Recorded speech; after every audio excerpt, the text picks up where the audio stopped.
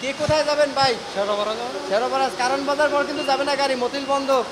ঘূর্ণিঝড় রেমালের প্রভাবে একদিকে যখন ভোগান্তিতে রাজধানীবাসী, তখন মরার উপর খাড়ার ঘা হয়ে বন্ধ হয়ে দাঁড়ায় মেট্রো রেলের একাংশ রুট। সোমবার বিকেলে কারওয়ান বাজার থেকে উত্তরা উত্তর পর্যন্ত চলাচল করলেও বন্ধ থাকে কারওয়ান বাজার থেকে মতিঝিল রুটের ট্রেন। যাত্রাপথে এমন পরিস্থিতিতে ভোগান্তিতে পড়েন যাত্রীরা।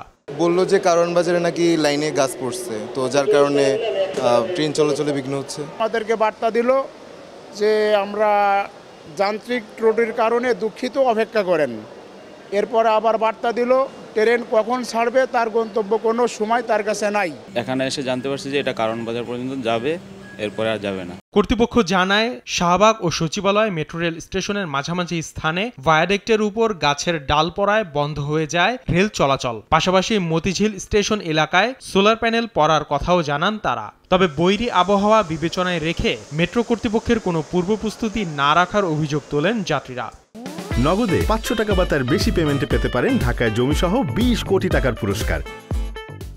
এইরকম ঝড় তুফান বাংলাদেশে হয়, এটা আজকে নতুন না, এর চেয়ে আরও বেশি ঝড় তুফান হয়েছে। মেট্রো রেল যখন প্রবর্তন করা হয় তখন এইসব বিষয়গুলো মাথা নেওয়া উচিত ছিল। প্রায় 2 ঘন্টা বন্ধ থাকার পর সন্ধ্যা 7টা থেকে পূর্ণ রুটে ট্রেন চলাচল শুরু হয়।